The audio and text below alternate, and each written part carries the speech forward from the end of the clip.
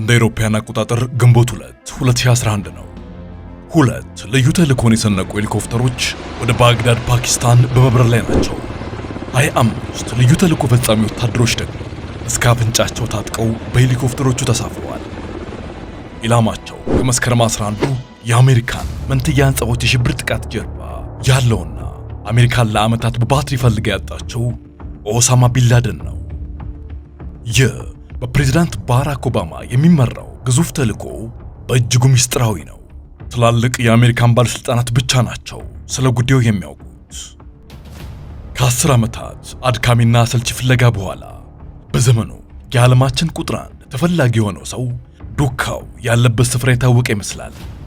ይህ ምስጢራዊና በልዩ ጥንቃቄ የሚከወኑ ተልእኮ ተግባራዊ እንዲሆን 3 ዋና ዋና የእቅድ ደረጃዎች ወጥተውለታል። የመጀመሪያው ተልእኮን የተቀበሉት ወታደሮች ኦሳማ ቢንላደን አለ በተባለበት ቦታ ላይ ማንም ሳያውቅ ከአየር ላይ መውረድ አለባቸው የሚል ነው። ሁለተኛው እርሱ አለ በተባለበት ቅጥር ግቢ ውስጥ በጥንቃቄ መግባት ይኖርባቸዋል። በመጨረሻም ኢላማ የሆነውን ኦሳማ ቢንላደን እስከ ወዲያኛው ማስወገድ አሊያም በአካል መያዝ ግዴታ ነው። ሆኖም ግን ቢንላደን እያንዳንዷን የወጥመድ እንቅስቃሴ ሊያውቅ ይችላል የሚለው ትልቁ ስጋት ነው። በመሆኑም የእርሱ መኖሪያ ነው የተባለው ግቢ ጥብቅ የሆነ ጥበቃ እንደሚደረግለት ተገምቷል። እርግጥ ነው የቢንላደን የግቢው አጥር ከፍታው 12 ሜትር ነው። ዙሪያው እጅግ በጠንካራ ኮንክሪት ግንብ የተገነባና በአደገኛ ሽቦም የተከለለ ነው። በግቢው ውስጥ የሚገኘው የመኖሪያ ህንፃ ባለ 3 ፎቅ ነው። እያንዳንዱም የህንፃው መስኮት በጥቁር መስታወት ተሸፍኗል። ሁሉም ባልኮኒዎች የየግላቸው ግንብና ጣራም ተሰርቶላቸዋል።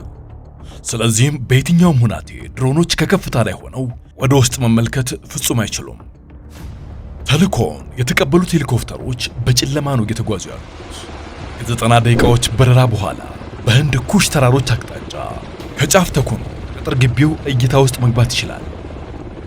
አሁን ማንም ሳያውቅና ሳይጠረጥር ከአየር ላይ ወርደው ወደ ግቢው ውስጥ ማረፍ ይኖርባቸዋል። ግን ደግሞ ይህንን ተግባራዊ ለማድረግ ትልቅ ፈተናም ይጠብቃቸዋል። ተልእኮውን ለመከወን 18 ደቂቃዎች ብቻ ተሰጥቷቸዋል። ምንም የሚባከን ማይክሮ ሰከንድ እንደሌለ ሁሉም ጠንቅቆ ያውቃል። ግዳጁ አስቸጋሪም አስጨናቂም ጭምር ነው። የነጩ ቤተ መንግስት ሰዎች ከፓኪስታን መንግስት ሁሉንም ነገር ሆን ብለው ምስጢር አድርገውታል። የፓኪስታን መንግስት መረጃውን አሽልቆ ለቢንላደን አሳልፎ ሊሰጠውና ሊያስመልጠኝ ይችላል በሚል ስጋት ነው። ይህ ብቻም አይደለም። መረጃው ከታወቀ የኦፕሬሽን ቡድኑን እንደ ጠላት ተመልክቼው ነው በሚል ምክንያት ሆን ብሎ የፓኪስታን መንግስት ጥቃት ሊያደርስ ይችላል በሚል እሳቤም ጭምር ነው።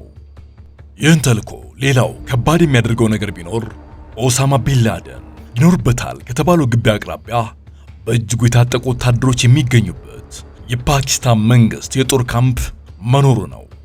ለዚህም ሲባል እቅዱ በአንዳንድ የዓለም ትላልቅ ታክቲካል ባለ አእምሮዎች እቅድ ወጥቶለት ተዘጋጅቷል። በቅድሚያ ወደ ግቢው በሚወስዱት መስመሮች ላይ ዝቅ ብለው መብረር ይኖርባቸዋል። ይህም በፓኪስታን መንግስት ራዳር እይታ ውስጥ እንዳይገቡና በቀላሉ እንዳይለዩ ያስችላቸዋል። በስፍራው ሲደርሱም አንደኛው ሄሊኮፕተር በቢንላደን መኖሪያ ህንፃ ጣሪያ ላይ እንዲያንዣብብ ትዕዛዝ ተሰጥቶታል። ይህም ተልእኮውን የሚፈጽሙት ወታደሮች ከሄሊኮፕተሩ ላይ በፍጥነት በገመድ ወርደው የህንፃው ጣሪያ ላይ እንዲያርፉና በቤት ውስጥ የሚገኙትን ነዋሪዎች ለማስደመምና ሰርፕራይዝ ለማድረግ ያስችላቸዋል ተብሎ ተገምቷል። ሁለተኛው ሄሊኮፕተር ደግሞ በዋናው ህንፃ ፊት ለፊት ሌላ ቡድን የማሰማራት ኃላፊነትን ተቀብሏል። ይህም በቤቱ ውስጥ እየተፈጸመ ያለው ጥቃት ከተለያየ አቅጣጫ እንደሆነ ስለሚያስመስል በቤት ውስጥ የሚገኙ ሰዎች በየትኛውም አቅጣጫ ለማምለጥ የሚያደርጉትን ሙከራ ያከሽፍባቸዋል። በመጨረሻም 3 ሄሊኮፕተሮችም ድንገት ተጨማሪ ኃይል ካስፈለገ በሚል ድጋፍ ለመስጠት በተጠንቀቅ በመጠባበቅ ላይ ይገኛሉ። እያንዳንዱን እንቅስቃሴ ፕሬዝዳንት ባራክ ኦባማ ከነጩ ቤተ መንግስት ሆነው ይከታተሉታል። ይህ ኦፕሬሽን ምንም እንኳን ለ8 ወራት በሚገባ የተዘጋጁበት ቢሆንም አንድ በጣም ወሳኝ የሆነ ዝርዝር ግን ዘንግተዋል። አንደኛው ሄሊኮፕተር የጫናቸውን ወታደሮች በቢንላደን መኖሪያ ህንፃ ጣራ ላይ ከአየር ሆኖ ያወርዳል። ይህንንም ለማድረግ ሄሊኮፕተሩ ለማንዣበብ በሚሞክርበት ጊዜ አብራሪው ሄሊኮፕተሩን መቆጣጠር ያቅተውና ሄሊኮፕተሩ በአፍጢሙ በግቢው ውስጥ ይተከላል። ይህ በእጅጉ አስደንጋጭ ነው። ክስተቱም የሄሊኮፕተሩ ጭራ ሁለት ቦታ እንዲቆረጥ አድርጎታል። አስፈሪውና ድንገተኛው አደጋ ሁሉንም አስደንግጧል። ይህ በእንዲህ እንዳለ በሌላኛው የግቢው አቅጣጫ በሚገኘው ባዶ ቦታ ላይ ሁለተኛው ሄሊኮፕተር በሰላም ማረፍ ችሏል። መልካሙ ዜና እንደ አጋጣሚ ሆኖ በአፍጢሙ ከተተከለው ሄሊኮፕተር ውስጥ በነበሩት ወታደሮች ላይ ምንም አይነት ጉዳት አልደረሰም ነበረም። ሁሉም በፍጥነት ከሄሊኮፕተሩ ውስጥ ወጡ። ከዚያም በግቢው መግቢያና መውጫ አካባቢዎች እንዲሁም ወሳኝ በተባሉ ስፍራዎች ላይ ቦታቸውን ይዘዋል።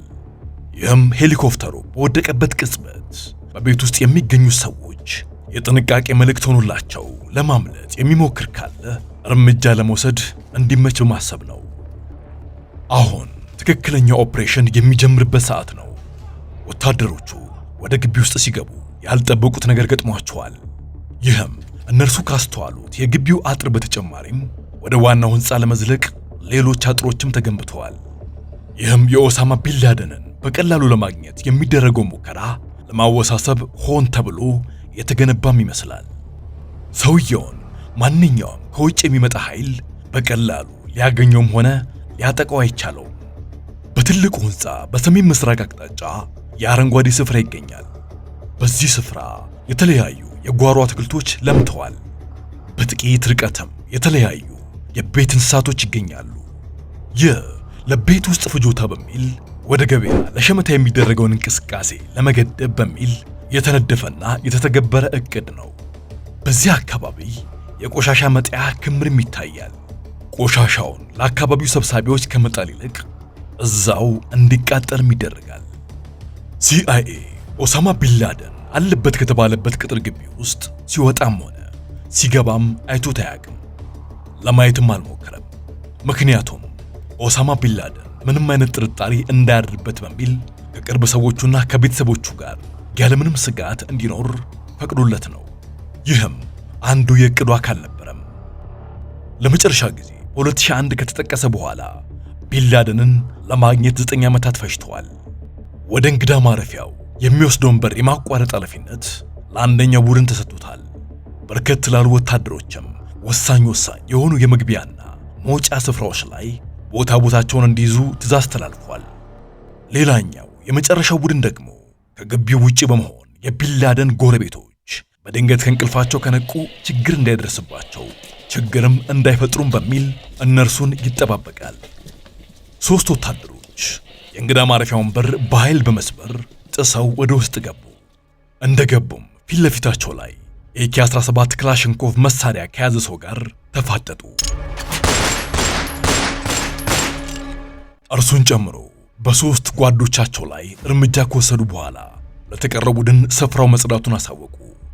ከሟቾቹ ውስጥ አንደኛው አቡ አህመድ አልቁዌይዲ ነው። ይህ ሰው የቢንላደን መልእክተኛና ቀኝ እጅ ነው።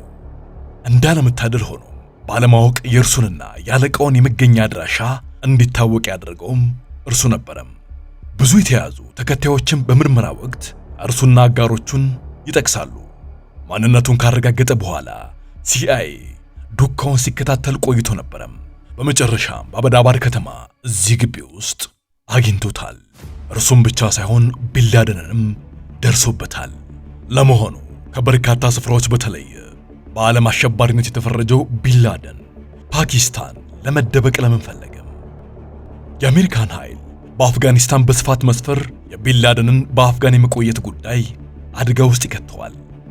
ስለዚህም በዛ መኖር አይችልም። በመሆኑም ፓኪስታን ጎረቤት ሀገር እንደመሆኗ መጠን በቀላሉ ድንበር አቋርጦ መሻገር ስለሚያስችለው መሸሸጊያ ሊያደርጋት ችሏል። በቀላሉ ማንም ሊጠራጠር አይችልም የሚለው ደግሞ ሌላኛው አሳማኝ ምክንያት ነው። በተመሳሳይም በፓኪስታን የሚገኙና ከእርሱ ቡድን ጋር ተመሳሳይ ጠባይ ያላቸው ቡድኖች የተለያዩ ተግባራትን ለመከወን ለእርሱ ምቹ ሁናቴን ይፈጥሩለታል። ወደ ቅጥር ግቢው ስንመለስ ምድር ላይ የሚገኘው ሁለተኛው ቡድን ቀጣዩን ተልዕኮ ጀምሯል። ይህም የግቢውን ሁለተኛ ክፍል አሊያም አጥር ጥሶ ወደ ውስጥ መዝለቅ ነው። በግቢው ደቡባዊ አቅጣጫ መግቢያ ላይ የሚገኘው ቡድን በጥንቃቄ የተዘጋውን በር ከፍቶ ወደ አንደኛው ወለል የህንፃው ክፍል ዘልቋል። ይህኛው ስፍራ ኦሳማ ቢንላደንና ቤተሰቡ የእረፍት ጊዜያቸውን የሚያሳርፉበት ቦታ ነው። የመጀመሪያው ክፍል የተለመደ የመቀመጫ ክፍል ሲሆን የወለል ደረጃ ላይ ያሉ ሶፋዎች በአብስትራክት የአበባ ንድፎች አጊጠው የሚገኙበት ነው። በቤቱ ውስጥ ከሚገኘው የማብሰያ ክፍል ፊት ለፊት እንደ ጊዜያዊ ማቆያ የሚያገለግል ክፍል አለ። በዚህ ክፍል ውስጥ አብዛኛው በቤት ውስጥ የሚገኙ ልጆች በአረብኛ የቤት ውስጥ ትምህርታቸውን ይከታተላሉ። ሚሽኑን የተቀበለው ቡድን በማብሰያው ክፍልና በጊዜያዊ ማቆያ ክፍል መሃል ባለው ኮሪደር አንድ ሰው ሲያቋርጥ ተመለከተም። ሰውየውም የዋዛ አልነበረም። ወደ ኋላ መለስ ብሎ የሆነ ነገር እንደተመለከተ ለማረጋገጥ ዞር አለ። የዛኔ አይን ላይን ተገጣጠሙ። ወታደሮቹም ምንም ጊዜ አላባከኑም። በፍጥነት እሱ ሊገባ ወዳለበት ክፍልም ገቡ። ይህን ጊዜም ተኩሱን የሰማ ሌላ ሰው መሳሪያውን ካስቀመጠበት ሊያነሳ ሲል ደረሱበት። እርሱንም ወዲያው አሰናበቱት። አሁን እርምጃውም ስጋቱም አይሏል።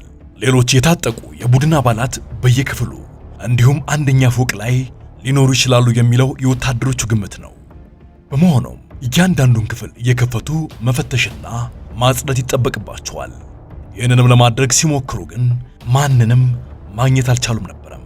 ወታደሮቹ ግዙፍ በሆነው ሕንፃ ውስጥ ወደ ውስጥ መዝለቃቸውን ቀጥለዋል። በመንገዳቸው ፊት ለፊት ላይ አንድ ጠንካራ የብረት በር ገጠማቸው። ይህ በር ወደ ሁለተኛ ፎቅ የሚወስደውን መንገድ የሚዘጋ ነው። በሩን ቀርበው ሲመለከቱት እነርሱ በር ለመስበር ከሚጠቀሙበት መሳሪያ አቅም በላይ ሆነባቸው። በሩን ሰብሮ ወደ ውስጥ ለመግባት ከፍተኛ ኃይል ያለውን ፈንጂ መጠቀም ግዴታ ሆኗል። ግን ደግሞ የመሳሪያው የፍንዳታ ድምፅ ተልእኮውን እንዳያስተጓጉል ስጋት ሆኖባቸዋል። በመሆኑም ሌላ አነስተኛ የፍንዳታ ግን ደግሞ ጠንካራ ጉልበት ያለውን የመስበሪያ መሳሪያ ማግኘት ይጠበቅባቸዋል። እሱን ደግሞ አልያዙ። ስለዚህ ወደ ሁለተኛው ፎቅ ለማለፍ ሌላ መንገድ መጠቀም ይኖርባቸዋል። ውጪ ከሚገኘው ቡድን ጋር በራዲዮ መረጃ ከተለዋወጡና አካባቢውን ካጸዱ በኋላ ወደ ኋላ ተመለሱ። ሕንፃው ሌላኛውን ተልእኮ ተቀብሎ በተጠንቀቅ ከሚገኘው ቡድን በተወሰነ ይርቃል። ለነርሱ ሌላ መንገድ ወደ ሕንፃው ሁለተኛ ፎቅ ለመግባት መሞከር ትንሽ አስቸጋሪ ነው። ሌላ አማራጭ ስላልነበረ ሁለተኛው ቡድን ወደ ውስጥ ለመግባት የሚያስችለውን ምንም አይነት አማራጭ እንዲወስድ ኃላፊነት ተቀብሏል። ግዳጁንም ለመፈጸም 6 ደቂቃዎች ብቻ ተሰጥተውታል። ቡድኑ ትዕዛዙን ተቀብሎ ግዳጁን ለመፈጸም ውስጥ የነበረው ኃይል በፍጥነት ግቢውን ለቆ መውጣት ይጠበቅበታል። የገባው ቡድን በብርሃን ፍጥነት በሚባል ደረጃ ግቢውን ለቆ በመውጣት ከግቢው ፊት ለፊት ባለው ስፍራ ላይ ሰፍሯል።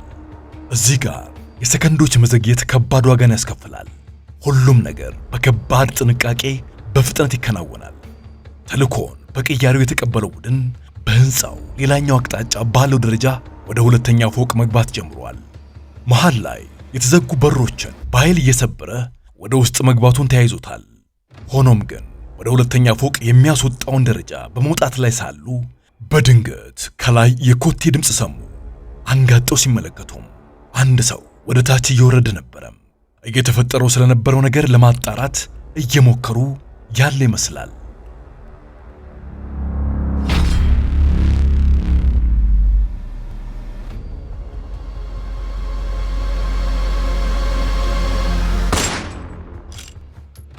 ወታደሮቹ ኮቴውን የሰሙትን ሰው ለማጣራት ምንም ጊዜ አልወሰደባቸው።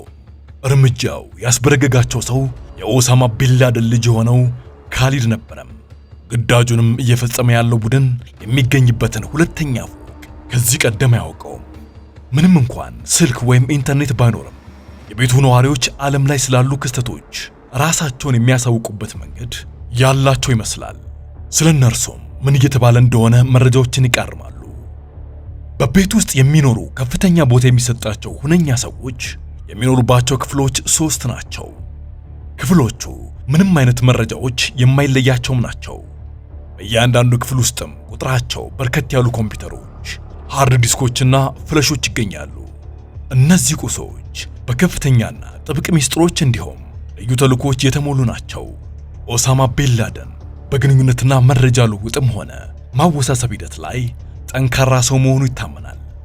ይህም ጉብዝናው በቀላሉ በሲአይኤ ላለመታደን ምክንያት ሆኖለት ቆይቷል። ሰውየው በቀጥታ አሊያም በኦንላይን መልእክቶችን መለዋወጥ አቁሟል። ቀጥተኛ የኤሌክትሮኒክ ግንኙነቶችንም አይጠቀምም። እንዳይገኝና ግንኙነቶቹ ሁሉ እንዳይታወቁ የራሱን የተለየ መንገድ ቀርጾ ስራዎቹን በሙሉ ያከናውናል። ቢንላደን ከጥንቃቄው መብዛት የተነሳ ጽሑፍ ሳይቀር በእጅ ጽሑፉ ካልሆነ አይጠቀምም ነበር ይባላል። ወደ ሩቅ ስፍራ መልእክቶችን መላክ ሲፈልግ እንኳን መልእክቶቹን እጅግ በተወሳሰበና በተመሳጠረ አኳኋን እንዲደርሱለትም ያደርጋል። ነገር ግን ከመስመር ውጪ ማከማቻ ላይ መተማመኑ አደጋ ይዞበት መጥቷል። የሆነ ቦታ ላይ በአካል ብቻ መቀመጥም ይኖርበት ነበረም። ይህንንም ተልእኮውን ተቀብሎ የሚፈጽመው ቡድን ማረጋገጥ ችያለሁ ብሏል። ይህ ግዙፍና የተወሳሰበ ሰነድ አሜሪካን ሽብርተኝነትን እንድትዋጋ ያደረጋት ዋነኛው ምክንያት ነው። ነገር ግን አሁን ምንነቱን ማረጋገጥ አይቻልም። በቅድሚያ ወደ 3ኛ ፎቅ ከመሄዳቸው በፊት 2ኛ ፎቅ ላይ ያሉት ክፍሎች በሙሉ መጽናት ይኖርባቸዋል። ይህም የአጠቃላይ ተልእኮ ምዕራፍ ወደ መጨረሻ ደረጃ የሚያሸጋግር ነው። ለዚህኛው ተልእኮ የተቀመጠው ጊዜ ገደብ 2 ደቂቃ ብቻ ነው። ከ10 ዓመት በፊት ኦሳማ ቢንላደን በሰሜናዊው የአፍጋኒስታን ክፍል በሚገኘው ውስብስቡ ቶራ ቦራ ዋሻ ውስጥ ዱካው ተገኝቶ ነበረም። በአሜሪካና በአፍጋን ጥምር ጦር ከበባ ውስጥም ገብቶ ነበረም። በሺዎች ከሚቆጠሩ አባላቶቹ ጋር የአየርና የምድር ድብደባም ተደርጎበታል። በጊዜው ኦሳማ ቢንላደን መያዙ አሊያም መገደሉ እርግጥ መሆኑን አምኖ የስንበት መልእክት ቀርቶ ማዘጋጀቱም ይነገራል። ሆኖም ግን እርሱ እንደፈራው አሜሪካም እንዳቀደችው ሳይሆን ቀርቶ አምልጧቸዋል። ውስጥ ለውስጥ የተቆፈረን ዋሻ በመጠቀም አሊያም የአካባቢውን ጎሳዎች እርዳታ ተጠቅሞ አምልጦኛል የሚለው ደግሞ የአሜሪካ ምላሽ ነበረም። የአሁኑን ተልእኮ በመፈጸም ላይ የሚገኘው ቡድን የቀደመው ታሪክ እንዳይደገም ትልቅ ጥንቃቄን እያደረገ ነው። ይህ የመጨረሻቸው ተኩስ ነው። አሁን ካልተሳካላቸው ኦሳማ ቢንላደን ለዘላለም መሰወሩ የማይቀር ነው። አሁን መቼም ቢሆን እንደማይዙት ጠንቅቆ ያውቁታል።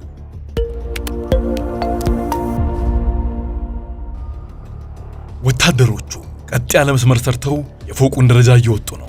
3ኛ ፎቅም ደረሱ። ስፍራው አስፈሪ ድቅድቅ ጨለማ ነው። በምሽት መነጽር እንኳን ምንም አይታይም። እጅግ በተጨነቀ መንፈስ ለማየት እየሞከሩ ነው። እያንዳንዱን ድምፅ በትዕግስት እያዳመጡ ማንኛውንም አይነት እንቅስቃሴዎችን እየተከታተሉ ይገኛሉ። በድንገት አንድ ነጭ ጀለቢያ የለበሰ ሰው መሳሪያ ይዞ ወደፊት ለፊቱ ሲሮጥ ተመለከቱ። ወዲያውኑ ካሰበበት ሳይደርስም ተኩሰው ገደሉት።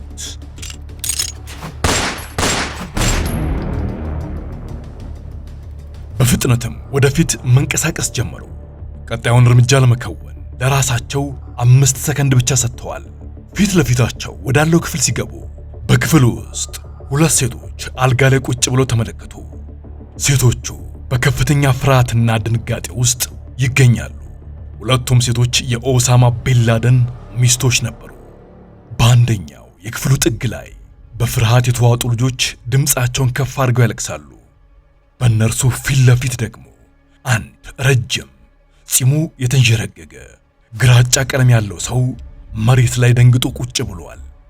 ሲጠጉት በእጁ እንዳይተኩሱበት የመከላከል ምልክትን እያሳያቸው ነው። አሁን ሰውየውን አግኝተውታል። ታርጌት ኢልሚኔትድ። በተቀመጠበት ተኩሰው ደፉት። ሆኖም ግን ግዳጁ አላበቃም። ሌላ ከፍተኛ የቡድኑ መሪ በቤት ውስጥ እንዳለ ተገምቷል። ወደ 2ኛ ፎቅ መመለስና ወደ ታሰበው ክፍል መግባት ጨዋታውን የሚቀይር አጋጣሚ ነው። በዚህ ክፍል እጅግ ወሳኝ የሆኑ መረጃዎችን የተሸከሙ ሃርድ ድራይቨሮችና ሌሎች ቁሳቁሶች ይገኙበታል። ስለዚህ ወደ ክፍሉ መግባት እጅግ ወሳኝ ጉዳይ ነው። ወታደሮቹ በዚህ ሂደት ላይ ያሉ በድንገት አስደንጋጭ የሆነ መረጃ በራዲዮ መልእክት ደረሳቸው። ይህም የፓኪስታን የጦር ኃይል ከፍተኛ የኃይል እርምጃ ለመውሰድ እየተዘጋጀ መሆኑ ነበረ። የሆነ መጥፎ ነገር የሚፈጠር ይመስላል። ይህ የሁሉም አባላት ግምት ነው። ደቂቃዎች እየነጎዱ ነው። የቡድኑ አባላት ሁኔታው ስላስፈራቸው በፍጥነት ወደ ኋላ ተመልሰው የቢንላደንን አስክሬን መጠቅለል ጀመሩ።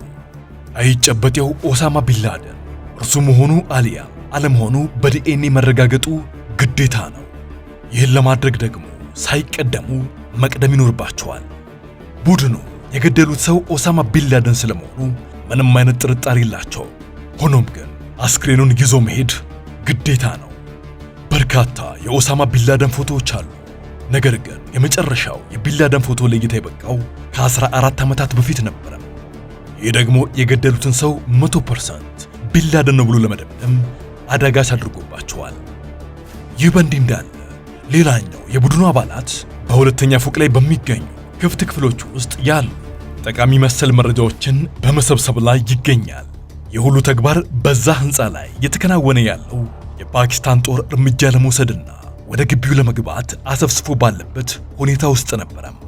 የልዩ ተልእኮ አባላት መውሰድ አለብን ብለው ያመኑትን ሁሉ እያሰባሰቡ ይገኛሉ።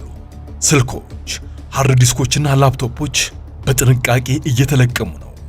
ሁሉም ነገር በፍጥነት ነው እየተከናወነ የሚገኘው። ምንም ጠቃሚ የሆነ ነገር ላለመርሳት ጥረት እያደረጉ ነው። ሁሉንም ነገር ካጠናቀቁ በኋላ ከህንፃው ለመውጣት ወሰኑ። ውጪ ላይ ሄሊኮፕተሮች ዝግጁ እንዲሆኑ ታዘዋል። ግዳጁንም ለመፈጸም በስፍራው በተገኘው የአሜሪካን ልዩ ተልእኮ ኃይል አባላት ላይ ምንም አይነት ጉዳት አልደረሰም። አንድም ሰው አልቆሰለም። ሁሉም ተክተልትለው ከግቢው ወደ ውጭ ወጡ። ወደ ሄሊኮፕተሩ ሲገቡም የነበራቸውን ፍጥነት መግለጽ በእጅጉ ይከብዳል። ምንም ሳይዝረከረኩ ሚሽናቸውን አጠናቀው ወደ ላይ ነጎዱ። ሚሽን አኮምፕሊሽድ ይልሃል። እንዲህ ነው። ይህ በምድራችን በታሪክ ከታዩ ድንቅ ግዳጆች አንዱና አሜሪካም ዓለምም መቼም የማይዘነጉት ነው። ፊልም ቢባል ምንም ግነት የለው። ሁሉም የራሱ ታሪክ አለ።